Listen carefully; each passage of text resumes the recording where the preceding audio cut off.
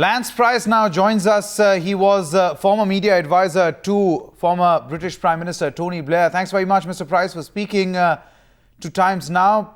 Would you say that Mr. Blair was perhaps aware of the dubious dealings of Rupert Murdoch and purposely kept this entire matter under wraps? Mr. Blair made a very conscious decision to have close links with Mr. Murdoch and Mr. Murdoch's newspapers in the United Kingdom because he thought that the way in which those newspapers had behaved towards the Labour Party that he led had been a very damaging way in the past. He wanted to change all of that, and he was willing to do what amounted to a secret, unofficial deal. But that's a very grave allegation, Mr. Price. What was the need really for Tony Blair to protect Rupert Murdoch? Well, he wasn't so interested in protecting Murdoch. Tony Blair wanted Rupert Murdoch's newspapers to give favourable coverage to the Labour Party and to him as Prime Minister. And the unwritten deal that was made in Australia, as it happens, was that if Rupert Murdoch and his executives were allowed to get on with their commercial interests without any interference from the British government, then in return they would give good coverage to Tony Blair and to the Labour Party, and that is exactly what happened. But Mr. So, Price, on the face of it, it was good value, if you like, from both sides. But Mr. Price, the obvious question that anyone would ask here, why didn't you speak up then? Why are you speaking now?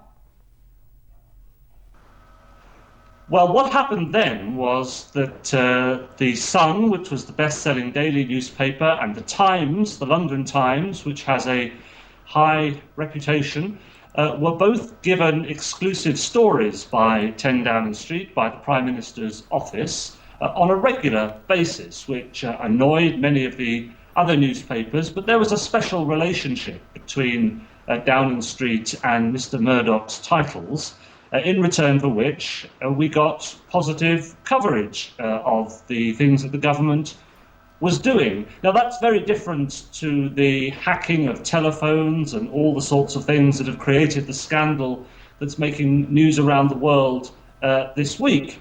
But it was still something which I regard now, certainly, and I was uncomfortable about it at the time, as something that isn't proper, not a proper relationship between a Prime Minister and any news organisation. So, Mr. Price, let me get this right. Are you trying to suggest there was an attempt being made by the Blair government then to manage the media, or was it the other way around? Well, it was undoubtedly an attempt by the Prime Minister and by those of us who worked for him to manage the media. And in the short term, it worked incredibly well. It was a great success. But, of course, whenever you do these sorts of deals, there's a price to be paid eventually. And the Labour government paid a heavy price for what was then became known as spin, for manipulating the media too much.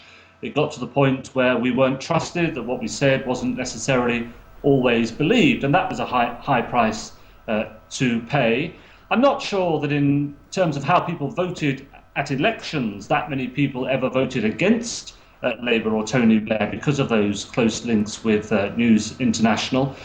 But the fact is that David Cameron, the new Prime Minister, the Conservative Prime Minister, could have, if he disapproved, as he said he disapproved of what had gone on before, could have done things differently, but he chose not to. Mr. Price, that statement that you made where you say that there was an attempt and perhaps you were also part of it in managing the media is a very strong statement and also raises doubts whether if there is any guarantee that the same thing is not happening right now. Until very, very recently, until a week or so ago, when the phone hacking scandal in Britain suddenly became something that everybody was talking about, then the close links between the new government, the Conservative-led government here in the United Kingdom, and News International continued. Now, as a result of the scandal and the way in which both the Prime Minister and the leaders of all the other main parties have reacted to it, it won't be possible to have the same kind of relationship in the future that there has been in the past. Now, that's bad for Rupert Murdoch. It's good for democracy. Lance Price, thanks very much for speaking to Times Now. The former media advisor saying that there were attempts to manage the media.